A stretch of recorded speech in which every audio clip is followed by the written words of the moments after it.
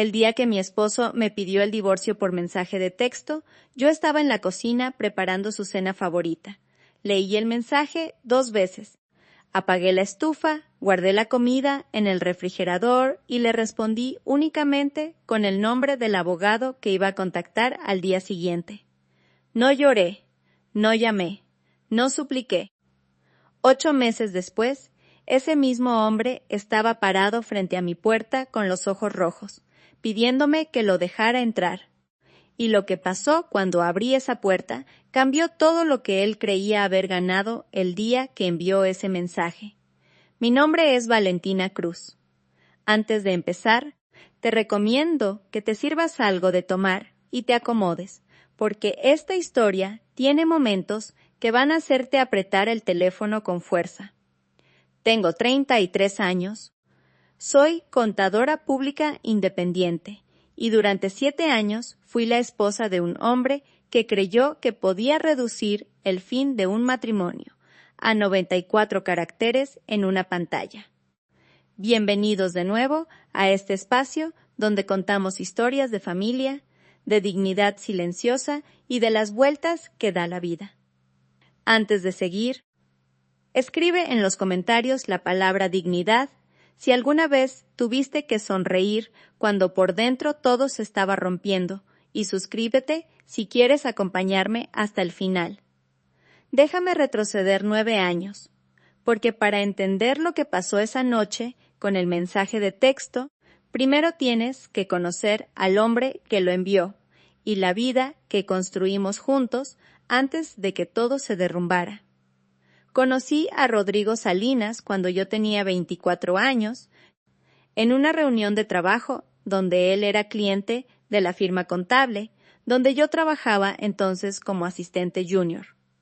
Era 8 años mayor que yo arquitecto, con una seguridad en sí mismo, que en ese momento me pareció madurez y que con el tiempo aprendí a distinguir como algo bastante diferente. Me invitó a tomar café después de una reunión, con una naturalidad que me desarmó completamente, y durante ese café habló durante 40 minutos sobre sus proyectos, sus planes, sus visiones del futuro, con una energía que entonces me pareció apasionante. Yo hablé quizás 10 minutos de los 40. Eso también, mirando atrás, debería haberme dicho algo importante sobre la dinámica que estábamos estableciendo desde el principio. Nos casamos 2 años después, en una ceremonia pequeña que organizamos principalmente yo, porque Rodrigo no tenía cabeza para los detalles logísticos, según sus propias palabras. Una frase en ese momento interpreté como una división natural de habilidades entre 2 personas, y que con el tiempo entendí que era simplemente la primera versión de un patrón que se repetiría durante los siguientes 7 años. Yo organizaba, yo coordinaba, yo resolvía, yo administraba, y Rodrigo aparecía en el resultado final con la misma facilidad con que uno llega a una fiesta que alguien más preparó y disfruta sin pensar demasiado en lo que costó montarla. Los primeros 3 años de matrimonio fueron, en muchos aspectos, buenos. Teníamos un departamento que habíamos comprado juntos, aunque el enganche lo puse yo, con ahorros que había acumulado desde antes de conocerlo.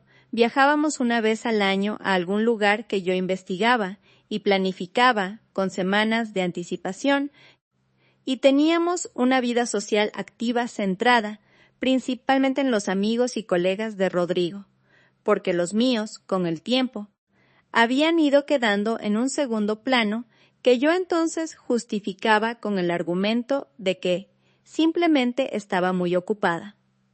Trabajaba a tiempo completo en la firma contable, donde había ascendido de asistente junior a contadora de cuentas medianas, y además llevaba algunos clientes independientes en las noches y los fines de semana, porque teníamos una hipoteca que pagar, y los proyectos de Rodrigo, aunque prometedores en teoría, tenían una irregularidad en los ingresos que hacía necesario que yo fuera el ingreso estable y predecible de los dos.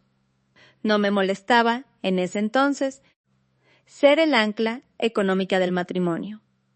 Me decía a mí misma que los buenos momentos llegaban en rachas y los malos también, que la arquitectura independiente era así, variable e incierta, así, y que mi rol de sostén financiero era simplemente una etapa, no una condición permanente. Lo que sí empecé a notar, con más claridad a partir del 4º año, era que la irregularidad de los ingresos de Rodrigo no era tanto consecuencia del mercado, sino de sus propias decisiones.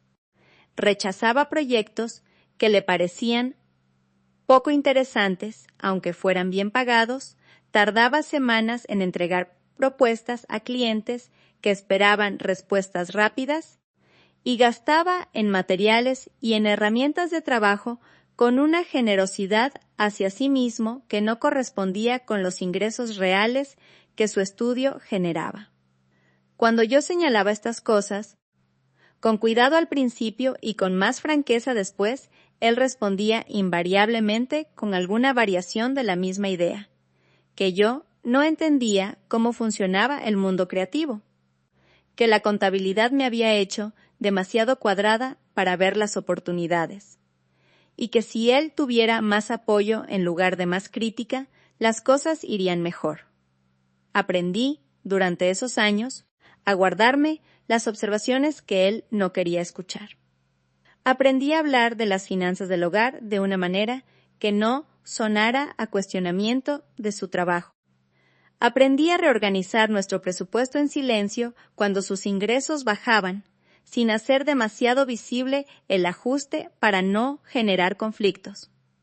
Y mientras hacía todo eso, fui construyendo, casi sin darme cuenta al principio, una base de clientes independientes propia que con los años se convirtió en algo mucho más sólido de lo que yo misma había planeado originalmente.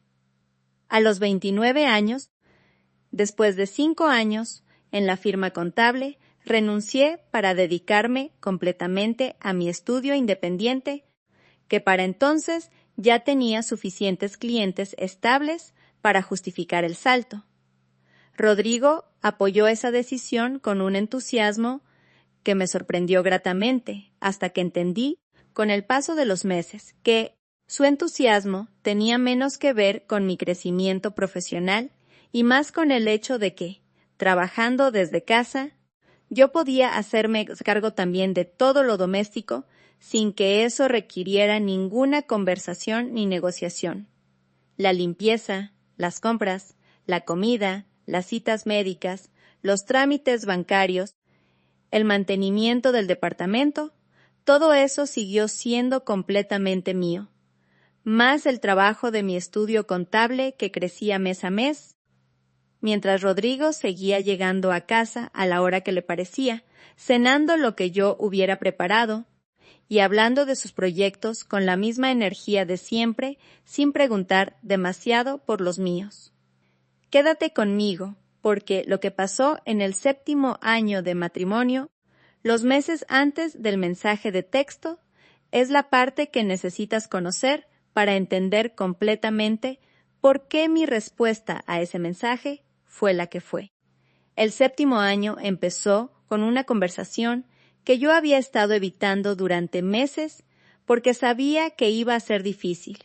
Le dije a Rodrigo una noche de domingo, después de cenar, que necesitábamos hablar seriamente sobre las finanzas del hogar, porque mis números mostraban que llevábamos casi 2 años en los que yo cubría entre el 70 y el 80% de todos los gastos fijos, incluyendo la hipoteca completa, los últimos 4 meses, mientras su contribución había ido reduciéndose de manera constante sin que hubiera ninguna conversación real sobre cuándo o cómo iba a revertirse esa situación. Lo dije con datos concretos, con cifras claras, porque era contadora, y esa era mi manera natural de presentar un problema que quería resolver, no atacar. Su respuesta duró aproximadamente 20 minutos, y no incluyó en ningún momento una sola cifra concreta ni un solo plan específico.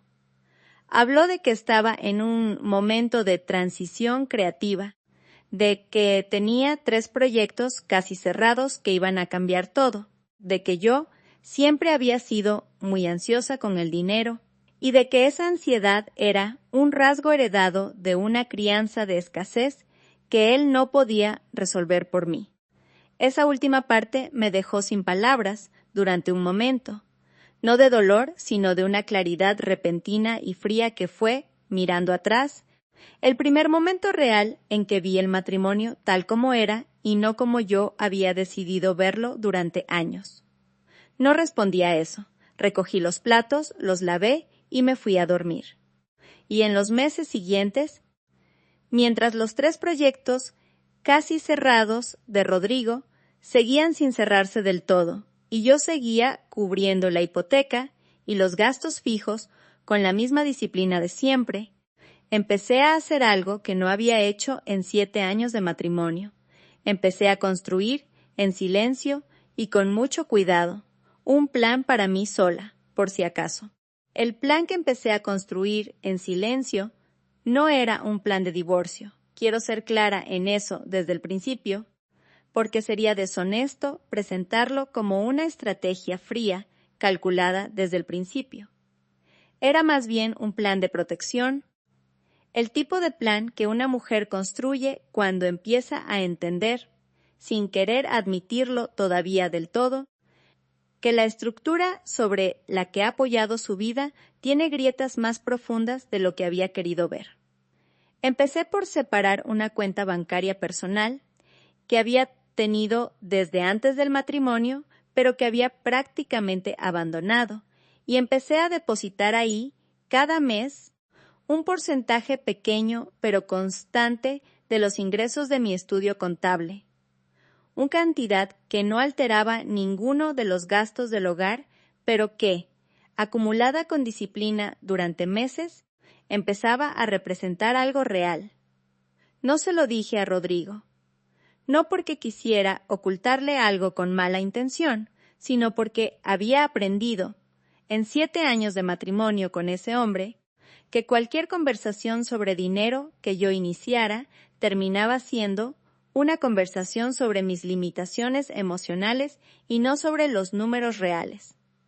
Contraté también, en esos meses, los servicios de una abogada especialista en derecho familiar, no para iniciar ningún proceso, sino simplemente para entender con claridad cuáles eran mis derechos y mis responsabilidades en distintos escenarios posibles. La licenciada Fernanda Ríos era una mujer directa y sin rodeos que me explicó en 2 reuniones todo lo que necesitaba saber sobre la propiedad del departamento, sobre los créditos compartidos, sobre lo que implicaba legalmente haber sido el ingreso principal del hogar durante los últimos años. Salí de esas reuniones con una claridad que no tenía antes, no sobre lo que iba a pasar, sino sobre lo que podía pasar y cómo estaba parada yo en cada escenario posible. Durante esos meses, Rodrigo no notó ninguno de estos movimientos. Siguió llegando a casa con la misma rutina de siempre, cenando lo que yo preparaba, hablando de sus proyectos con el mismo entusiasmo de siempre, y durmiendo con la misma tranquilidad de quien no tiene ninguna razón para estar inquieto. Había algo casi doloroso en esa normalidad de su parte, no porque yo quisiera que estuviera inquieto, sino porque su completa falta de atención a lo que estaba ocurriendo dentro de mí era, en sí misma, una confirmación de todo lo que había estado observando durante años, que yo existía en ese matrimonio principalmente como una función, como el ingreso estable, como la que organizaba y resolvía, y que la persona detrás de esa función no era alguien que él hubiera mirado con atención real en mucho tiempo. Hubo una noche, aproximadamente 3 meses antes del mensaje de texto, que fue el momento en que entendí con absoluta certeza que el matrimonio había terminado, aunque todavía no supiera exactamente cuándo o cómo iba a formalizarse eso. Rodrigo llegó a casa más tarde de lo habitual, con una energía distinta, esa energía específica de alguien que trae algo guardado y todavía no ha decidido si va a decirlo o no. Cenamos casi en silencio, y cuando yo recogía los platos, él me dijo, con una casualidad que le había ensayado, que había estado pensando mucho y que sentía que los dos habían crecido en direcciones distintas y que quizás necesitaban darse espacio para evaluar. No usó la palabra divorcio esa noche. Usó ese lenguaje ambiguo y suave que la gente usa cuando quiere decir algo difícil sin hacerse completamente responsable de haberlo dicho. Le pregunté, con toda la calma que pude reunir, si había alguien más. Me dijo que no, con una rapidez que en ese momento interpreté como sinceridad y que después, cuando supe más, entendí que era simplemente la respuesta más conveniente en ese momento. Le dije que si necesitaba tiempo para pensar lo entendía, pero que cuando tuviera claridad sobre lo que quería, me lo dijera directamente y sin rodeos, porque yo no iba a vivir en una ambigüedad indefinida.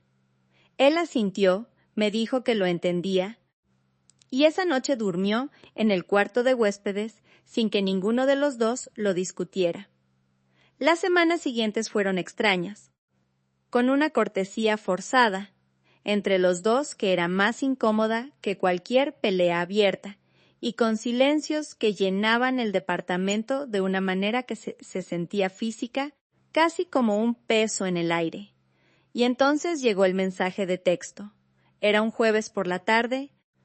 Yo estaba en la cocina, preparando una pasta que era su plato favorito desde el primer año de matrimonio, con la música puesta y la ventana abierta, porque era uno de esos días de otoño donde el aire de afuera todavía tiene algo de tibio. Mi teléfono vibró sobre la barra de la cocina y vi su nombre en la pantalla, lo cual era normal, y abrí el mensaje sin apartar del todo la atención de la estufa, y entonces lo leí. Valentina, creo que los dos sabemos que esto no está funcionando. Hablé con un abogado y el proceso puede ser sencillo si los dos estamos de acuerdo. Creo que es lo mejor para los dos. Lo leí 2 veces. Apagué la estufa. Guardé la pasta en el refrigerador. Me senté en la barra de la cocina con el teléfono en la mano durante varios minutos, mirando el mensaje sin sentir exactamente lo que había esperado sentir si alguna vez llegaba un momento así. No sentí el derrumbe que había imaginado en mis peores noches de los últimos meses. Sentí algo más parecido a una claridad fría, la misma claridad que había sentido aquella noche cuando él habló de crecer en direcciones distintas, pero más completa ahora, más definitiva. Y luego hice lo que cualquier persona que lleva meses preparándose, sin saber que se está preparando, hace cuando finalmente llega el momento que temía. Actué con precisión. Le respondí con el nombre completo y el número de teléfono de la licenciada Fernanda Ríos, y añadí, únicamente, ella conoce mi situación completa. Puede coordinar con el abogado que tú contrataste. Envié el mensaje, dejé el teléfono sobre la barra, y fui a darme una ducha larga con el agua caliente al máximo, que era mi manera de procesar las cosas difíciles desde que era adolescente.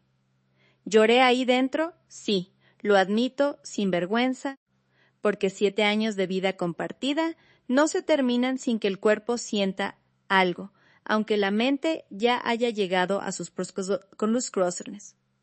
Pero cuando salí de la ducha, me sequé, me puse ropa cómoda y llamé a mi amiga de toda la vida, Andrea, para contarle lo que había pasado.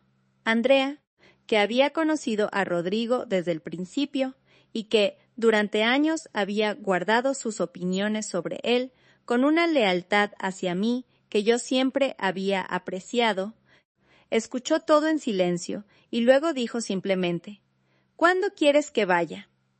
Le dije que mañana y ella llegó al día siguiente con una maleta de fin de semana y 2 bolsas de comida, sin más preguntas. Los papeles del divorcio tardaron 6 semanas en procesarse completamente, porque la licenciada Ríos había hecho su trabajo con una meticulosidad que resultó ser exactamente lo que la situación requería. El departamento, cuyo enganche había pagado yo y cuya hipoteca había cubierto en su mayor parte durante los últimos 2 años, quedó a mi nombre completo después de una negociación que la licenciada manejó con una firmeza tranquila que yo admiré enormemente.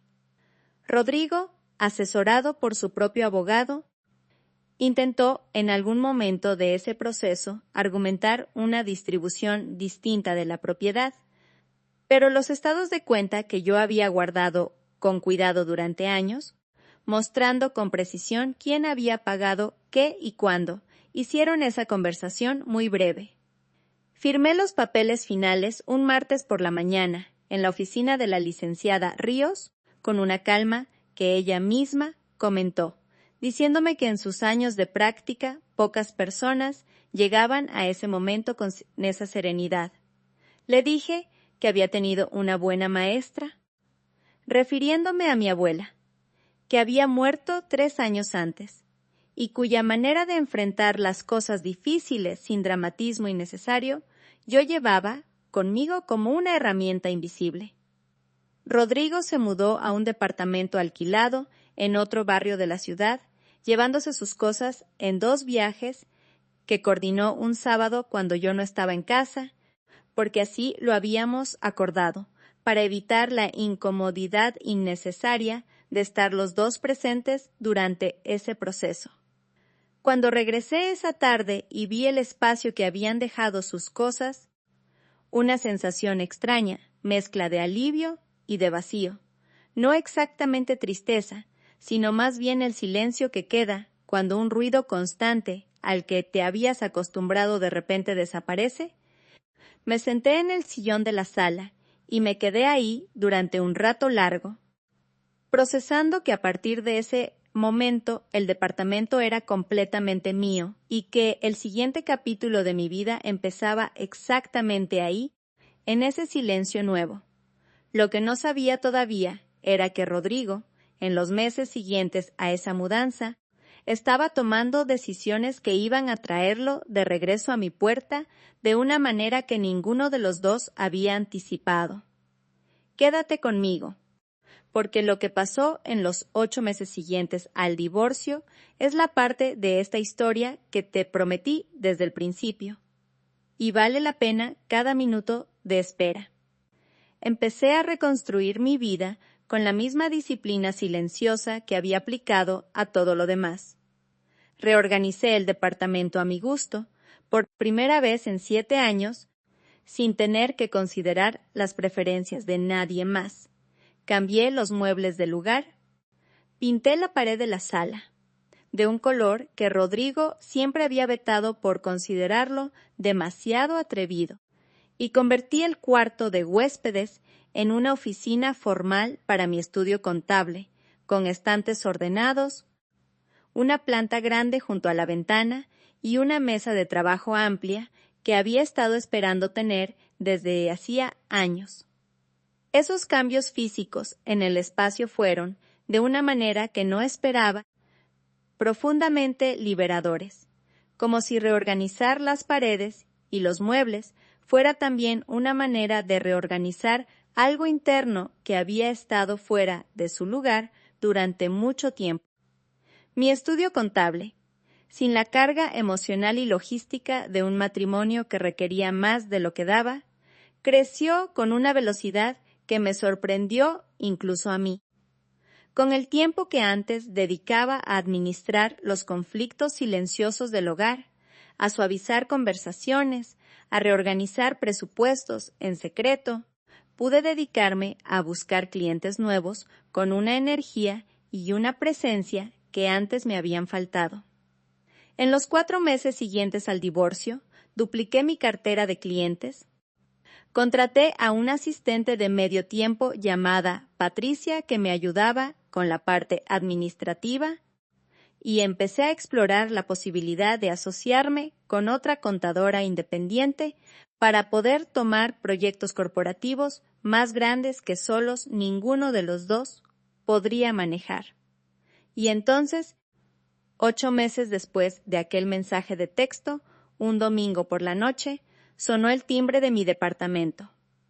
Era tarde cuando sonó el timbre, casi las 10 de la noche, una hora en que yo normalmente ya estaba terminando el trabajo del día y preparándome para dormir.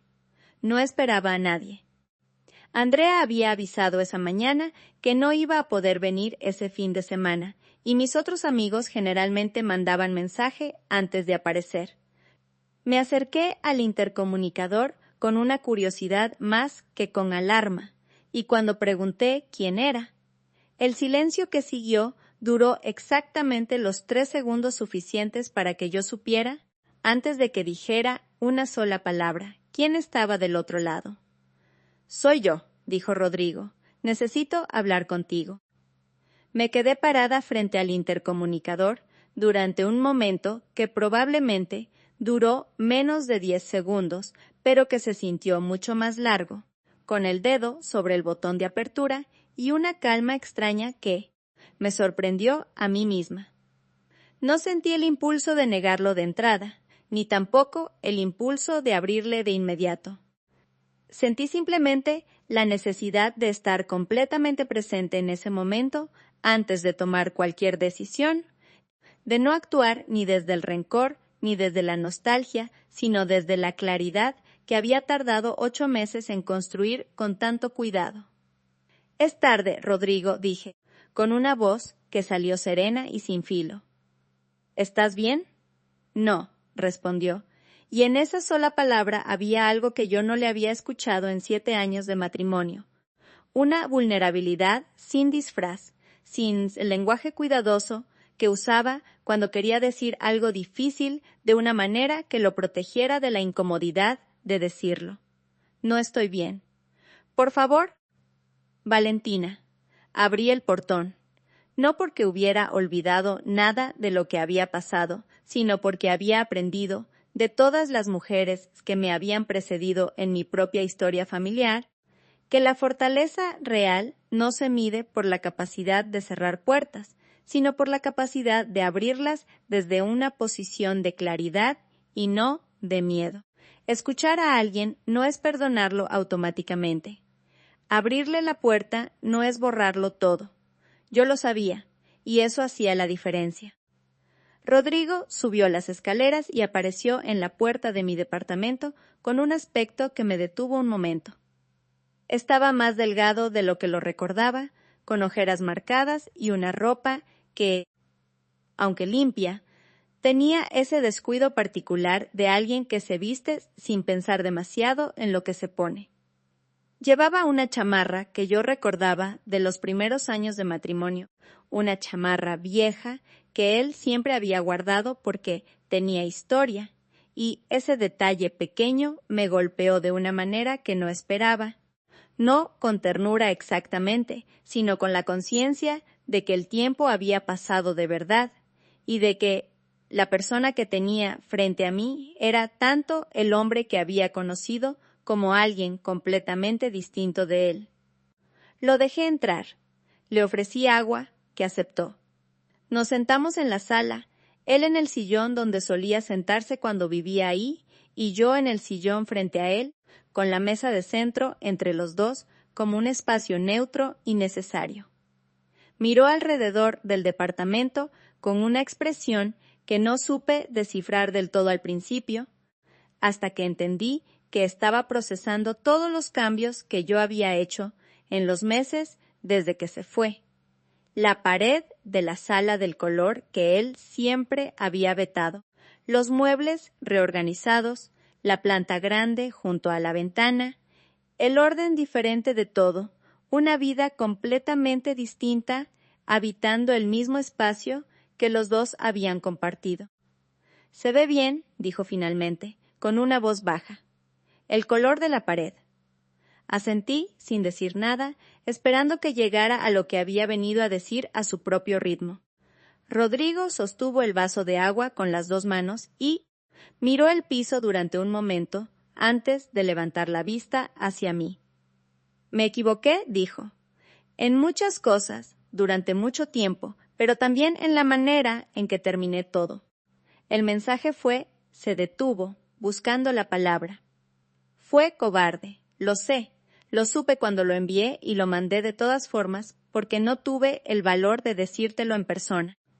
Era la primera vez en 7 años que escuchaba a Rodrigo usar la palabra cobarde para describir algo que él mismo había hecho, y el impacto de escucharla en su propia voz fue más fuerte de lo que yo esperaba.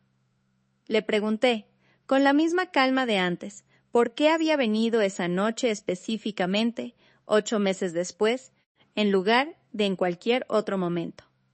Lo que me contó durante la siguiente media hora fue la historia de esos 8 meses desde su perspectiva, una historia que yo había percibido desde afuera, en fragmentos, a través de conocidos comunes, pero que ahora escuchaba completa por primera vez. Me contó que los 3 proyectos casi cerrados que había mencionado durante nuestra última conversación real sobre dinero nunca se habían cerrado del todo, que el departamento alquilado al que se había mudado costaba el doble de lo que había calculado, y que sin el ingreso estable que yo había representado durante 7 años, su estudio de arquitectura había entrado en una crisis de flujo de caja que no había sabido manejar solo. Me contó también, y esto lo dijo mirando directamente a los ojos con una honestidad que le reconocí como genuina, que había habido alguien más, que había empezado antes del mensaje de texto y que había terminado 3 meses después de que él se mudara. Cuando esa persona entendió rápidamente que Rodrigo, sin la estructura que yo había proporcionado durante años, es una persona bastante diferente de la que había conocido. No me lo contó como una confesión destinada a herirme, sino como parte de una honestidad más amplia que claramente le estaba costando, pero que había decidido, por alguna razón esa noche, no seguir evitando. Escuché todo sin interrumpir. Era una historia que en algunos momentos dolía de maneras que no había anticipado, no porque cambiara nada sobre las decisiones que yo había tomado, sino porque confirmaba cosas que había preferido no saber con certeza mientras las estaba viviendo. Cuando terminó de hablar, el silencio que siguió fue diferente a los silencios incómodos que habían llenado nuestro departamento en los últimos meses de matrimonio. Era un silencio más limpio, el silencio de 2 personas que finalmente están diciendo la verdad en lugar de manejarla. «¿Qué esperas de esta conversación, Rodrigo?», pregunté finalmente. Y vi en su rostro el momento exacto en que él mismo se hacía esa pregunta con una honestidad que quizás no había tenido cuando subió las escaleras. «No lo sé con exactitud», dijo, después de un momento. «Creo que vine a decirte que lo siento, de verdad, no el tipo de lo siento, que uno dice para cerrar una conversación incómoda, sino el que uno dice cuando finalmente entiende el tamaño real de lo que hizo». Hizo una pausa. «Y creo que vine también porque extraño hablar contigo. Extraño tener a alguien que me diga la verdad aunque no sea lo que quiero escuchar». Me quedé en silencio varios segundos, procesando eso. Había algo en esa última frase que era, a su manera retorcida, el cumplido más honesto que me había hecho en años, y también, al mismo tiempo, la confirmación más clara de lo que el problema había sido desde el principio. Él no había extrañado a su esposa, había extrañado la función que su esposa cumplía, el ancla, la voz que decía la verdad, la estructura que sostenía todo, no a mí como persona completa, sino a mí como sistema de soporte. Entender eso con tanta claridad en ese momento fue, extrañamente, liberador, porque eliminó cualquier ambigüedad residual sobre si lo que habíamos tenido era lo que yo había creído que era. Rodrigo, dije, con una voz que salió más gentil de lo que hubiera esperado, me alegra que hayas venido a decir esto. De verdad. No porque cambie algo sobre dónde estamos cada uno ahora, sino porque creo que los dos merecíamos esta conversación hace mucho tiempo, y el hecho de que estés aquí diciéndola, aunque sea 8 meses tarde, dice algo sobre ti que el mensaje de texto no decía. Él asintió, mirando el vaso de agua. Pero necesito que entiendas algo con claridad, continué. Los 8 meses que han pasado no han sido para mí un tiempo de espera. Han sido un tiempo de construcción. Mi vida ahora es más mía de lo que fue en los últimos 7 años. Mi trabajo está mejor que nunca, y soy más feliz, aunque suene duro decirlo, de lo que fui durante buena parte de nuestro matrimonio. Y no voy a cambiar eso. Rodrigo levantó la vista hacia mí, y en su expresión vi algo que no esperaba, no decepción, sino algo más parecido al reconocimiento, la expresión de alguien que escucha una verdad que ya sabía, pero que necesitaba confirmar. Lo sé, dijo, con una voz tranquila. No vine a pedirte que cambiaras nada. Creo que vine simplemente a cerrar algo que quedó abierto de la peor manera posible. Asentí. Entonces, estamos de acuerdo en eso, respondí.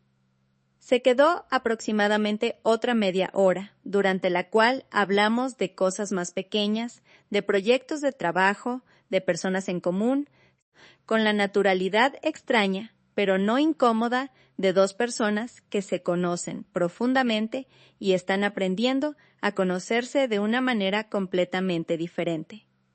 Cuando se levantó para irse, en la puerta, se detuvo un momento y me miró con esa expresión que yo recordaba de los primeros años antes de que todo se complicara, la expresión del hombre que me había invitado a tomar café en aquella reunión de trabajo y había hablado 40 minutos con una energía que entonces me había parecido apasionante. ¿Puedo preguntarte algo?, dijo. Cuando te mandé ese mensaje, ¿qué sentiste exactamente? Lo pensé un momento antes de responder, porque era una pregunta que merecía una respuesta honesta. Sentí claridad, dije. Por primera vez en mucho tiempo, sentí que sabía exactamente dónde estaba parada y qué necesitaba hacer. Él asintió una última vez, con una expresión que no supe nombrar completamente, pero que guardé conmigo como el cierre real de algo que el divorcio había terminado legalmente, pero que esa conversación terminó de otra manera, más profunda y más permanente. Cerré la puerta después de que se fue, me serví un vaso de agua y me senté en el sillón de la sala durante un rato largo, en el silencio de mi departamento completamente mío, con la pared del color que yo había elegido, y la planta grande junto a la ventana y el orden que yo había construido en los últimos 8 meses, y entendí, con una certeza que no necesitaba ninguna validación externa, que había tomado cada decisión correcta desde aquella noche en la cocina, con la pasta guardada en el refrigerador y el nombre de la abogada escrito en la pantalla del teléfono. Los meses siguientes consolidaron todo lo que había empezado a construir durante el divorcio. Me asocié con la contadora, con quien había estado explorando una posible colaboración, una mujer brillante y directa llamada Mariana Soto, y juntas formamos un despacho contable pequeño, pero sólido, que en su primer año completo de operación triplicó lo que yo había ganado individualmente en cualquier año previo. Contraté a 2 asistentes, mudé el despacho de mi departamento a una oficina pequeña pero real en un edificio de profesionistas cerca del centro, y empecé a dormir por primera vez en años con la tranquilidad completa de quien no tiene nada pendiente que resolver para otra persona. De Rodrigo supe, por conductos indirectos, que había reestructurado su estudio de arquitectura de manera más modesta y más sostenible, que había empezado a trabajar con un socio que aportaba la parte administrativa que él nunca había querido manejar y que las cosas, lentamente, estaban estabilizándose para él. Me alegré de escucharlo, sin reservas y sin ironía, porque nunca había querido su fracaso, solo había querido dejar de ser la persona que evitaba ese fracaso a costa de su propio crecimiento. Si algo aprendí de toda esta historia, es que la dignidad no se construye en el momento en que alguien nos falla, sino en todos los momentos anteriores en que decidimos conocernos a nosotros mismos con suficiente honestidad para saber qué valemos y qué no estamos dispuestos a tolerar. Yo no respondí ese mensaje de texto con el nombre de una abogada porque fuera una persona fría o calculadora. Lo hice porque durante años, en silencio y sin que nadie me lo pidiera, había construido una versión de mí misma que sabía exactamente qué hacer cuando llegara ese momento. Y esa versión, la que apagó la estufa y guardó la pasta y se dio una ducha larga y llamó a su mejor amiga, es la versión de mí misma que más orgullo me da haber sido. Y a ti que me escuchaste hasta aquí, te pregunto, ¿alguna vez respondiste a una traición o a una decepción con una calma que sorprendió incluso a ti misma? Cuéntame en los comentarios, me encantaría leerte. Si esta historia te movió algo por dentro, dale like, compártela con alguien que necesite escuchar que la dignidad silenciosa siempre encuentra su propio camino, y suscríbete porque todavía tengo muchas más historias que contarte. Nos vemos en el próximo video.